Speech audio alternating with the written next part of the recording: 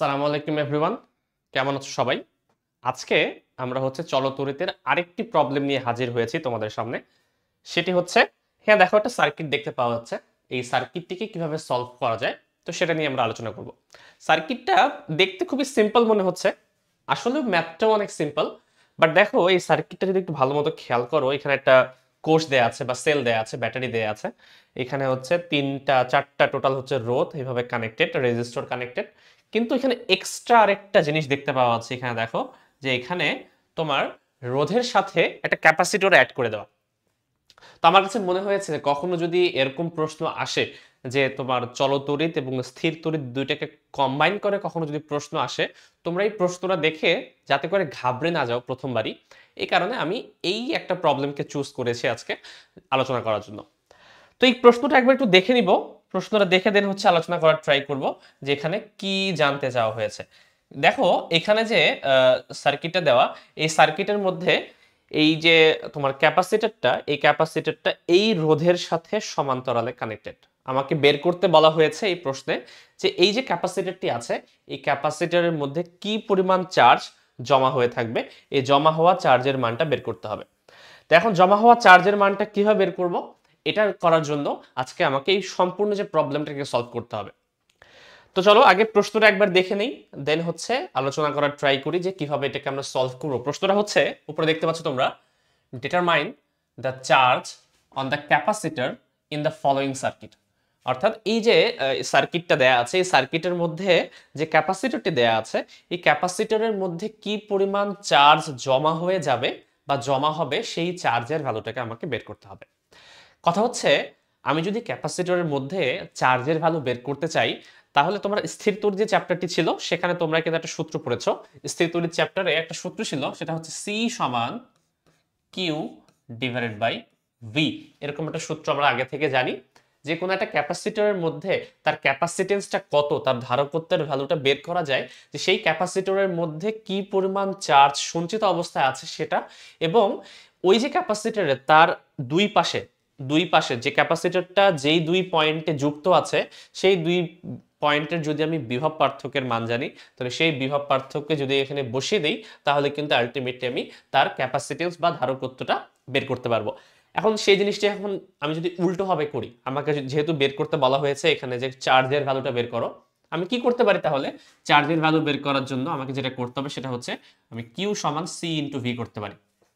আমাকে যেহেতু বলা হয়েছে যে এই যে ক্যাপাসিটরটি আছে এর মধ্যে সঞ্চিত চার্জের মানটা নির্ণয় করো, তা আমি যদি এর মধ্যে সঞ্চিত চার্জের ভ্যালুটা বের করতে চাই, আমাকে কি কি জানা থাকতে হবে?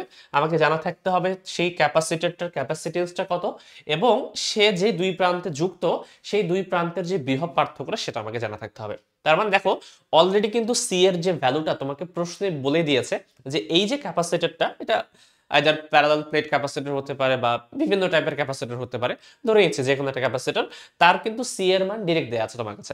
তাহলে এখানে আমরা অলরেডি একটা ভ্যালু তো জানি, সেটা সি, যেটা 10 মাইক্রো ফ্যারাডে। অর্থাৎ এটাকে তুমি চাইলে মাইক্রো ফ্যারাডেকে ফ্যারাডেতে কনভার্ট করতে পারো, 10⁻⁻⁶ এই ফরম্যাটে। ঠিক আছে, এই ফরম্যাটে আমি কনভার্ট করে ফেললাম।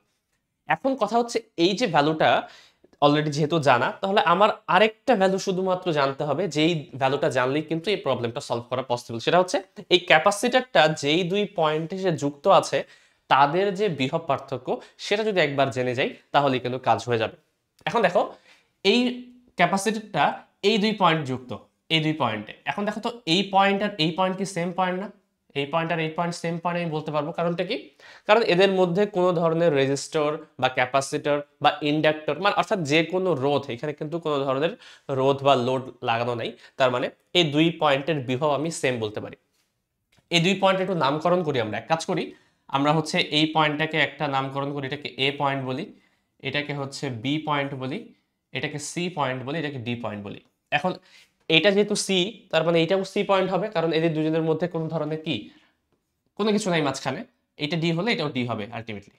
ঠিক আছে, দেখো তাহলে আলটিমেটলি আমি যদি সি এবং ডি এই দুই পয়েন্টের মধ্যে কোনোভাবে বিভব পার্থক্যের মানটা একবার জানতে পারি, তাহলেই কিন্তু সেটাকে এখানে বসিয়ে কিন্তু আমি টোটাল যে চার্জের ভ্যালুটা, সেই চার্জের ভ্যালুটা বের করতে পারবো। তাহলে আমার টার্গেট ভি সিডি এটা বের করা। আমি যদি এটা একবার বের করতে পারি, অর্থাৎ সি এবং ডি বিন্দুর মধ্যে কি পরিমাণ ভোল্টেজ আছে, এখানে ভোল্টেজ ড্রপটা কত বা অ্যাক্রস দ্য পয়েন্ট এটা ভোল্টেজের ভ্যালুটা কত, এটা যদি বের করতে পারি, এই ভ্যালুটাই যদি এখানে আমি ইনসার্ট করে দিই, তাহলে কিন্তু চার্জের মানটা বের হয়ে আসবে। কিন্তু এই প্রশ্নটা চুজ করার উদ্দেশ্য শুধুমাত্র প্রবলেম সলভ করা আমার ছিল না, আমার ছিল হচ্ছে যে আমি এই প্রবলেমটা নিয়ে প্রথমে একটু ডিসকাশন করব যে একটা ক্যাপাসিটর যখন একটা ডিসি সোর্সের সাথে কানেক্টেড থাকে তখন সেটা কিভাবে কাজ করে, এবং সে যদি একটা এসি সোর্সের সাথে কানেক্টেড থাকে তাহলে সেটা কিভাবে কাজ করতো। খেয়াল করো এখানে যে সার্কিটটা দেয়া তোমার, এই টোটাল চ্যাপ্টারটা চলতরিৎ চ্যাপ্টারটি কিন্তু শুধুমাত্র ডিসি সোর্স কানেক্ট থাকলে, অর্থাৎ ব্যাটারিটার যদি একটা ডিসি, ব্যাটারি তো আমরা জানি ডিসি সোর্স, তাই তো, এখানে তো এসি কারেন্ট না, তাহলে ডিসি সাপ্লাই যদি আমি হচ্ছে কোনো একটা সার্কিটে দেই, তাহলে ডিসি সাপ্লাই দেওয়ার কারণে তার মধ্যে কি পরিমাণ তড়িৎ প্রবাহ পাওয়া যাবে, তার মধ্যে কি পরিমাণ ভোল্টেজ ড্রপ পাওয়া যাবে, তার রেজিস্ট্যান্সটা নিয়ে আলোচনা করে আমরা ওহমের সূত্র দিয়ে, এটাকে সূত্র দিয়ে আমরা সলভ করার ট্রাই করি। তাহলে খেয়াল করো এই যে একটা ডিসি সোর্স আছে তোমার, যেটা হচ্ছে একটা ব্যাটারি ধরে নিচ্ছি আমি, এই ব্যাটারিটা 72 ভোল্ট এই পরিমাণ হচ্ছে তোমাকে ভোল্টেজ সাপ্লাই দিতে পারে। তাহলে এই পরিমাণ ভোল্টেজ সাপ্লাই দিলে হবে কি, এখান থেকে ধরলাম আমি হচ্ছে একটা এনার্জি বের হয়ে আসছে, বা একটা ইলেকট্রন বল বা প্রোটন বল বা কারেন্ট বের হয়ে আসছে, এই এই ফ্লোটা হচ্ছে এখান থেকে হয়ে দুই ভাগে বিভক্ত হয়ে যাবে, হয়ে কিন্তু সি পয়েন্টে আলটিমেটলি একটা না একটা পার্টিকেল আসবে, ইলেকট্রন বলি। তো এখান থেকে যখন হচ্ছে ইলেকট্রনটা এদিক দিয়ে মুভ করে ডি বিন্দুতে আসবে, তখন কিন্তু এই যে সি থেকে ডি পয়েন্টের অ্যাক্রসে সে কিন্তু একটা ভোল্টেজে ড্রপ করবে, অর্থাৎ সি পয়েন্টে তার যে ভোল্টেজ ছিল ডি পয়েন্টে আসতে আসতে তার কিন্তু ভোল্টেজটা সেম লেভেলে থাকবে না। যদি ভোল্টেজটা ড্রপ হয় তাহলে এই দুই বিন্দুর মধ্যে একটা বিভব পার্থক্য পাওয়া যাবে, এবং সেম বিভব পার্থক্যের কারণে এই যে ক্যাপাসিটরটা আছে তার মধ্যে কিন্তু চার্জ সঞ্চয় হওয়া শুরু করবে। এখন প্রশ্ন হচ্ছে চার্জ একবার সঞ্চিত হয়ে যাবার পরে তারপরের ঘটনাটা কি। আমাকে যদি বের করতে বলা হয় যে সি এবং ডি পয়েন্টের, তুমি মনে করো এখানে হচ্ছে ক্যাপাসিটর ছিল না, আমি তোমাকে বললাম শুধুমাত্র একটা সার্কিট আছে, যে সার্কিটটা শুধুমাত্র এতটুকু, এখানে কোনো ধরনের ক্যাপাসিটর নাই। আমি তোমাকে বললাম যে সি থেকে ডি পয়েন্টের অ্যাক্রসে যে ভোল্টেজ যে ডিফারেন্সটা, সেই ভোল্টেজ ডিফারেন্সটা বের করো। তুমি কি করতে, তুমি হচ্ছে প্রথমত সম্পূর্ণ যে রোধগুলো আছে সেগুলো তুল্য রোধ বের করবে একবার, তুল্য রোধ বের করে দেন হচ্ছে টোটাল কারেন্ট ফ্লোটা বের করব। বের করার পরে আমরা দেখতে হবে যে এই সি এবং ডি এর মধ্যে কি পরিমাণ কারেন্ট ফ্লো হচ্ছে সেটা বের করার ট্রাই করব। দেন ভি সমান আইআর যদি সূত্র অ্যাপ্লাই করি সি ডি পয়েন্টের অ্যাক্রসে, তাহলেই কিন্তু আমরা পেয়ে যাব যে সি এবং ডি পয়েন্টে কি পরিমাণ ভোল্টেজ ড্রপ হচ্ছে। এখন কথা হচ্ছে এখন তার সার্কিটটা তো এরকম না, সার্কিটের শুধুমাত্র রেজিস্টর নাই, তার সাথে একটা ক্যাপাসিটরও যোগ আছে। তাহলে এখন যদি আমি বলি তাহলে এই সার্কিটে কারেন্ট ফ্লো এর মান বের করো এবং টোটাল রেজিস্ট্যান্সটা বের করো, তখন আমি বা কিভাবে করব, এবং তখন কি ক্যাপাসিটরটাকে ইনক্লুড করে আমাকে করতে হবে নাকি অন্য কোনোভাবে করতে হবে, এই জিনিসটাই প্রথমে আমি আলোচনা করব একটু। প্রথমত দেখি সোর্স যদি ডিসি হয় তাহলে কি ঘটনা ঘটে। ডিসি সোর্স, ডিসি সোর্স অর্থাৎ তুমি যদি হচ্ছে একটা ডিসি সোর্স থেকে ইলেকট্রিসিটি সাপ্লাই দাও, যেটা আমি এই ম্যাথে নিয়েছি, এটা এই চ্যাপ্টারের প্রধান উদ্দেশ্য। তোমাদের শর্ট সিলেবাসে যারা এখন পড়ছো তোমরা এইচএসসি 24 বা 25 ব্যাচে, তাদের শর্ট সিলেবাসে কিন্তু এসি সোর্সের যে কনসেপ্টটা এটা খুব ভালো মতো ব্যাখ্যা করা নাই, কারণ হচ্ছে ওটা যেই চ্যাপ্টারে দেওয়া আছে সেই চ্যাপ্টার দুইটাই তোমাদের বাদ দেওয়া হয়েছে। চুম্বকত্বর যে কনসেপ্টটা ছিল এখানেই কিন্তু এসি সোর্স বা এসি কারেন্ট নিয়ে একটু না একটু আলোচনা করা ছিল, বাট এই দুইটা চ্যাপ্টারই আনফর্চুনেটলি তোমাদের হচ্ছে একেবারে বাদ দিয়ে দেওয়া হয়েছে, যেটা আমার মতে করা উচিত হয়নি। বাট যাই হোক, যেহেতু করেছে তাহলে করেছে। বাট আমার মতে তোমরা যখন ভবিষ্যতে হায়ার স্টাডিজ করবা তখন কিন্তু আলটিমেটলি পড়াই লাগবে এগুলা, আর এখন থেকেই জেনে রাখা একটু বেটার, বা পরবর্তীতে তোমরা নিজের উদ্যোগে এটা কিন্তু পড়ে নেবে, ঠিক আছে। তো যারা 26 ব্যাচের আছে তাদের জন্য কিন্তু আবার এইগুলো আবার চলে আসবে, তখন তোমরা এসি সোর্স কিভাবে কাজ করে সেগুলোর মোটামুটি একটু ব্রিফ আইডিয়া পেয়ে যাবে এইচএসসি লেভেলে। তো আমি আজকে ডিসি সোর্স নিয়ে কথা বলবো, যেহেতু আমার ম্যাথটা হচ্ছে ডিসি সোর্স নিয়ে কাজ করে। খেয়াল করো একটা মনে করো ক্যাপাসিটর আছে, এই ক্যাপাসিটরকে আমি একটা ডিসি সাপ্লাইয়ের সাহায্যে কানেক্ট করলাম। কানেক্ট করলে এখানে কি ঘটনা ঘটবে সেটা আমি দেখতে চাচ্ছি। তোমরা কেউ যদি পড়ে থাকো এসি এবং ডিসি সম্পর্কে, একটা লাইন সবসময় বলা হয় যে ক্যাপাসিটর হচ্ছে একটা এসি সার্কিটে কাজ করে, বাট একটা ডিসি সার্কিটে কিন্তু ভালো মতো কাজ করে না। প্রশ্ন হচ্ছে এটা কেন হয় এবং এটা কিভাবে হয়, এটা আমাকে একটু ব্যাখ্যাটা প্রথমত জানতে হবে।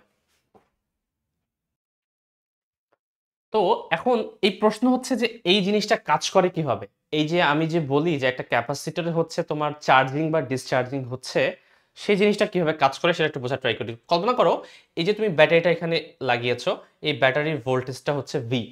এখন এখানে যখনই তুমি একটা ক্যাপাসিটরকে একটা নেগেটিভ এবং পজিটিভ টার্মিনালের সাহায্যে কানেক্ট করে দিবে, তখন এখান থেকে যেহেতু এটা নেগেটিভ টার্মিনালের সাথে কানেক্টেড, এই যে এখান থেকে যে ইলেকট্রনগুলো, এই ইলেকট্রনগুলো কিন্তু আলটিমেটলি এখান থেকে পাস করে এই যে পাথটি আছে এই পাতের মধ্যে জমা হওয়া শুরু করবে।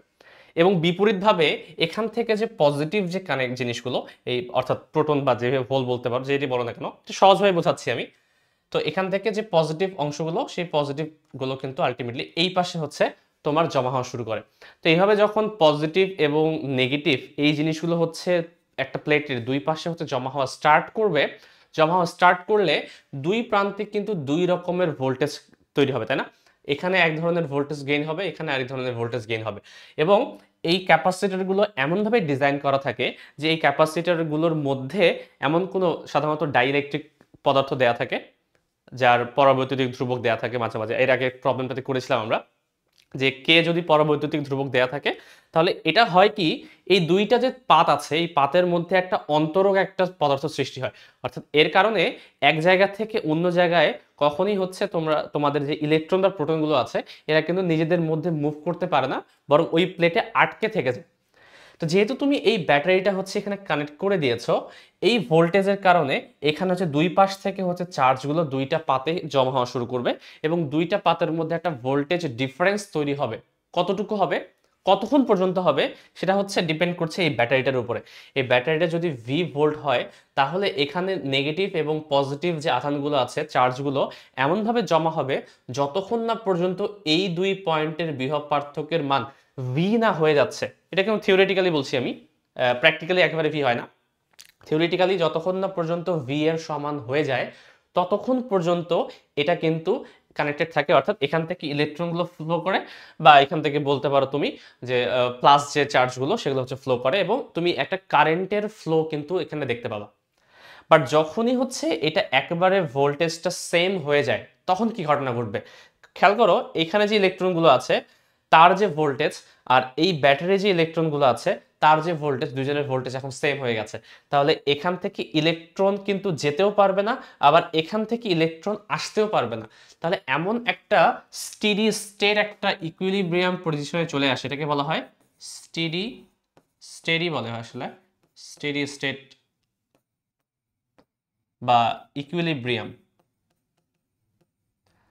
এমন একটা সাম্যাবস্থায় চলে আসে এই ক্যাপাসিটর এবং এই ব্যাটারি, যে এখান থেকে আর কোনো ধরনের চার্জ ওখানে গিয়ে জমা হওয়ার সুযোগটা পায় না, কারণ দুইজনেরই কিন্তু ভোল্টেজ যে পার্থক্যটা, এই ভোল্টেজের ভ্যালুটা সেম হয়ে যায়।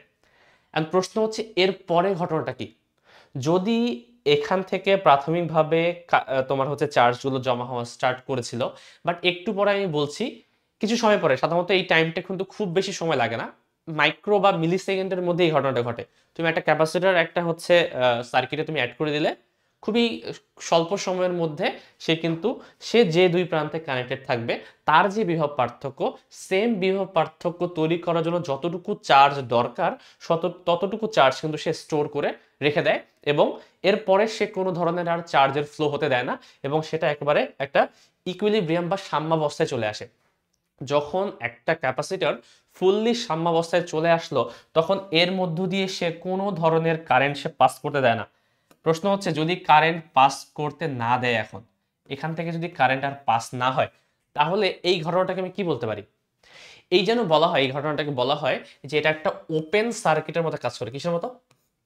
Open circuit. এই জিনিসগুলো অনেক কনফিউজিং লাগতে পারে এই বয়সে, বাট ওপেন সার্কিট কি জিনিস এটা একটু বোঝাই আমি। খেয়াল করো, তুমি হচ্ছে একটা ব্যাটারি কানেক্ট করেছো এবং এখানে কোনো কিছু দেওয়া নেই, অর্থাৎ এটা হচ্ছে একটা ওপেন অবস্থায় আছে।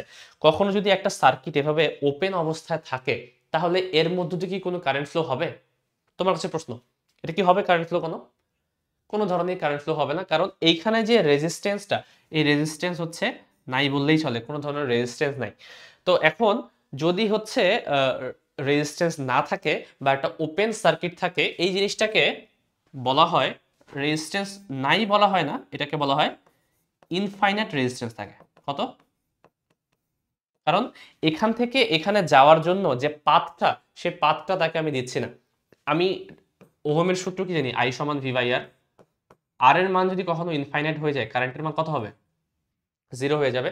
তাহলে কখনো যদি একটা সার্কিট ওপেন অবস্থায় থাকে, তার মধ্য দিয়ে আমরা জানি সার্কিটটা যেহেতু কমপ্লিট হচ্ছে না, সার্কিট কমপ্লিট না হওয়ার কারণে তার মধ্যে কারেন্ট ফ্লো এর মান 0 পাওয়া যাবে। তো যখন হচ্ছে তুমি হচ্ছে একটা ব্যাটারির সাথে একটা ক্যাপাসিটরকে অ্যাড করে দিলে, প্রাথমিকভাবে সেখানে একটা কারেন্ট ফ্লো বা চার্জের ফ্লো পাওয়া যাবে। কারণটা কি? কারণ প্রথমে তো এর মধ্যে কোনো চার্জ জমা ছিল না, একেবারে ডিসচার্জ অবস্থায় ছিল, একেবারে হচ্ছে ক্লিন অবস্থায়।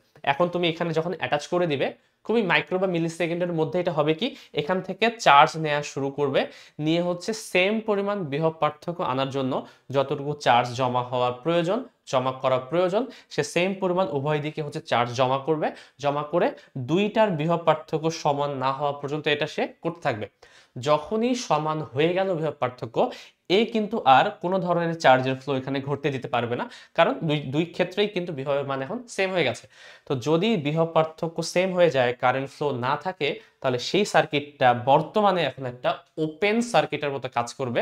অর্থাৎ সে একটু আগে যেটা একটা ক্যাপাসিটর হিসেবে ছিল, সে এখন একটা ওপেন সার্কিট হিসেবে থাকবে, মানে এখানে কিছু নাই। কল্পনা করতে পারো যে যখনই একটা এরকম একটা সিস্টেম, একটা ক্যাপাসিটর ইকুইলিব্রিয়াম স্টেটে চলে গেছে, সে এর পরবর্তীতে কোনো ধরনের আর কারেন্ট ফ্লো করবে না। এখন এই যদি একটা ওপেন সার্কিট হয়ে যায়, তাহলে বর্তমান সার্কিটটা দেখতে কেমন হওয়া উচিত, চলো সেটা এখন বুঝে আসি এবং সেই মোতাবেক আমরা প্রবলেমটাকে সলভ করব। তো কল্পনা করো, এই হচ্ছে স্টেডি স্টেটে চলে গেছে, একটা যত পরিমাণ চার্জ জমা করার দরকার এই দুই পয়েন্টে, সি এবং ডি পয়েন্টে, ভিসিডি, এই পরিমাণ বিভব পার্থক্য সৃষ্টি করার জন্য যেই পরিমাণ চার্জ জমা করার প্রয়োজন, সে জমা করে ফেলেছে উইদিন মিলি সেকেন্ড।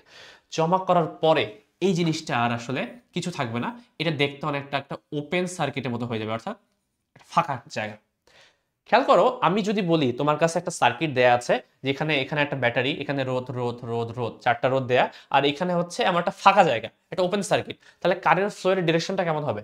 এদিক থেকে সে এখানে আসবে, এসে দুই ভাগে ভাগ হয়ে যাবে, এখানে যাবে একটু, এখানে যাবে একটু, গিয়ে এখানে এসে দেখবে যে এটা তো সার্কিটটা ওপেন, তাহলে এর মধ্য দিয়ে সে কারেন্ট ফ্লো করতে পারবে না, কারণ সার্কিটটা ওপেন হওয়ার কারণে এখানে একটা ইনফাইনাইট রেজিস্ট্যান্স কাজ করছে। এই কারণে এর মধ্যে দিয়ে কারেন্ট ফ্লো হবে না, সম্পূর্ণ কারেন্টটা এর মধ্যে দিয়ে ফ্লো হবে, এবং এখান থেকে দুইটা কারেন্ট মিলিত হয়ে আবার হচ্ছে টোটাল সার্কিট পূরণ করে ব্যাক হয়ে চলে আসবে।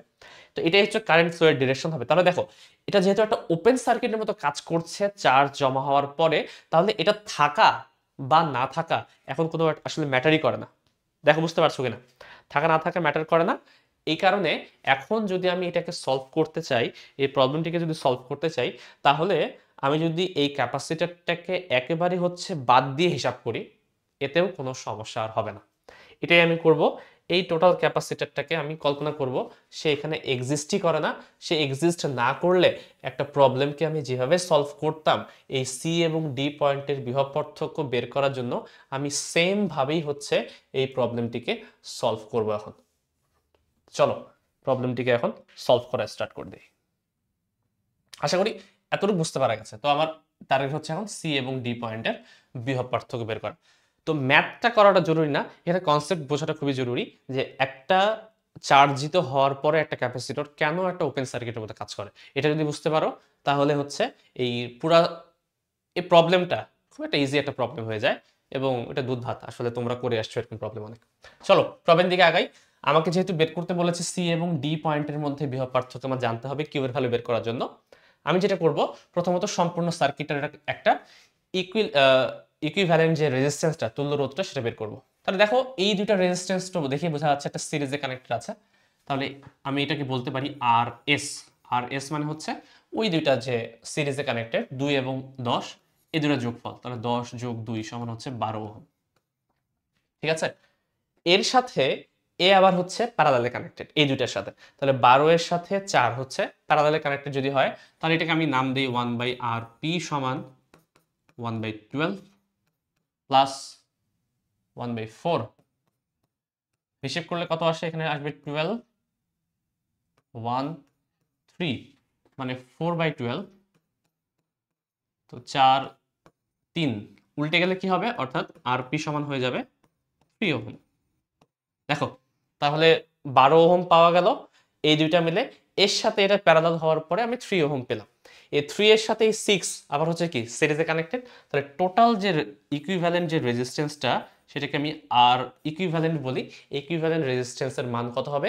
6 + 3 অর্থাৎ 9 ওহম। 6 + 3 9 ওহম। তাহলে আমার প্রথমত এতটুকু কাজ হয়ে গেল। আমি পুরো সার্কিটের যে বিহেভিয়ার রেজিস্ট্যান্সের মান, ইকুইভ্যালেন্ট রেজিস্ট্যান্সের মান সেটা আমি জানি। এখন এই পুরো সার্কিটের মধ্য দিয়ে কি পরিমাণ কারেন্ট ফ্লো হবে সেটা বের করে ফেলি।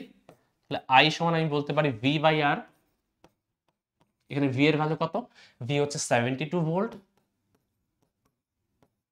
এটা হচ্ছে 9, তো এটা হবে কত? 8 আসবে, 8 অ্যাম্পিয়ার। অর্থাৎ তুমি টোটাল যে সার্কিটটি আছে তার মধ্য দিয়ে কত কারেন্ট ফ্লো হবে সেটা তুমি বের করতে পারলে। তো কারেন্ট ফ্লো যদি একবার বের করতে পারি, এখান থেকে কি পরিমাণ কারেন্ট বের হচ্ছে এতটুকু আমার জানা আছে।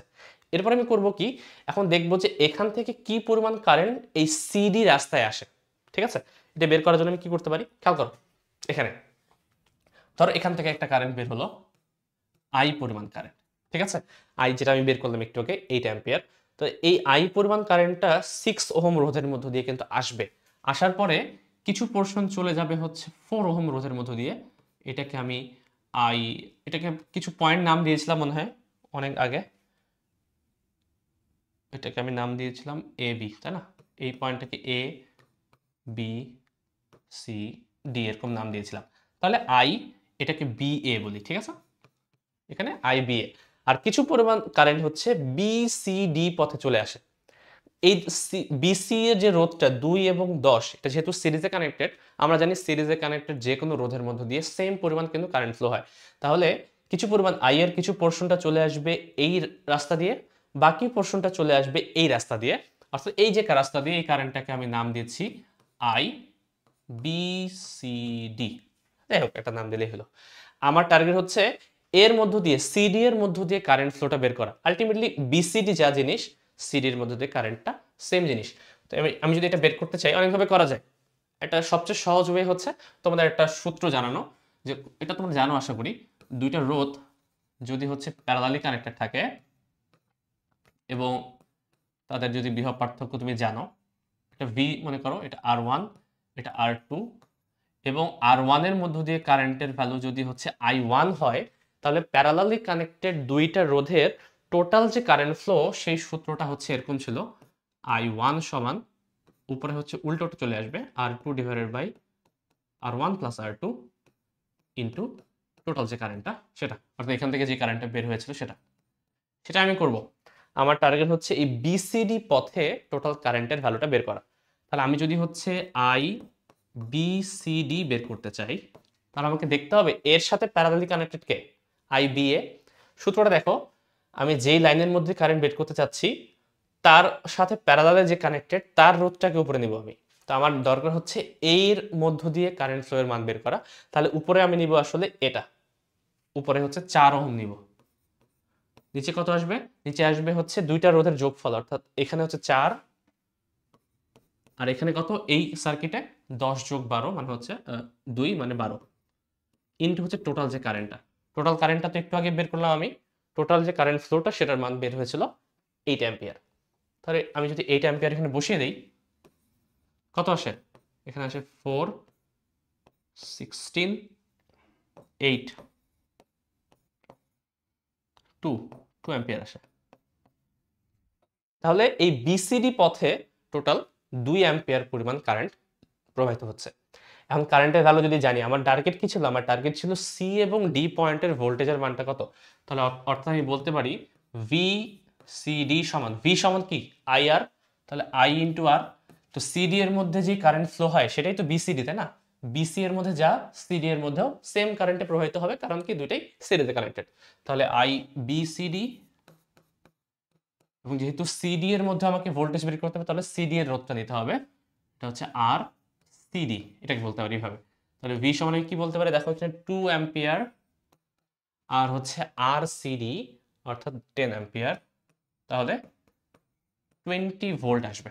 তাহলে সি এবং ডি এর মধ্যে যে ভোল্টেজটা সেটা আমার বের হয়ে গেল। আমার কিন্তু প্রথম থেকেই এটাই টার্গেট ছিল, যে যদি আমি এর মধ্য দিয়ে চার্জের ভ্যালু বের করতে চাই, যেটা হচ্ছে সূত্র ছিল কিউ সমান সি ইন্টু ভি, তাহলে আমার কি কি জানা লাগবে? এটার মধ্য দিয়ে চার্জের মান জানার উদ্দেশ্য হচ্ছে তার মানে এর সি এর ভ্যালুটা জানা লাগবে এবং সে যে 2 পয়েন্টে কানেক্টেড তার ভোল্টেজের ভ্যালুটা লাগবে। তাহলে সি এর ভ্যালু তো প্রশ্নে দেওয়া ছিল 10 মাইক্রোফ্যারাডে, আর এটা হচ্ছে তোমার, তাহলে এক কাজ করি, এটাকে মাইক্রোটাকে আচ্ছা এটা লিখি 10⁶ এত, আর ভোল্টেজের ভ্যালু কত একটু আগে বের করলাম 20, তাহলে এটা আসবে হচ্ছে 20 আর 10 200 ইন্টু 10⁻⁻6, বা তুমি বলতে পারো 2 10⁻⁻4 কুলম। তাহলে এটাই হচ্ছে তোমার আনসার হওয়া উচিত, 2 ইন্টু 10⁻⁻4 কুলম। এই পরিমাণ চার্জ আসলে এই যে ক্যাপাসিটরটি আছে এর মধ্যে জমা হবে। আশা করি প্রবলেমটা বোঝা গেছে। খুবই সিম্পল একটা প্রবলেম, বাট আমার কাছে মনে হয়েছে যে এই যে কনসেপ্টটা এটা তোমাদের কাছে পৌঁছানো জরুরি, এই কারণে আমি আজকে আসলে এই প্রবলেমটিকে আলোচনা করলাম।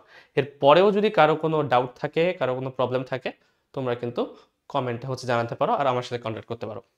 তো আজকে এই পর্যন্তই। পরবর্তী দিনে আমরা হচ্ছে নতুন আরেকটি কোনো প্রবলেম নিয়ে কথা বলবো। তো সেই পর্যন্ত সবাই ভালো থাকো। সালামু আলাইকুম।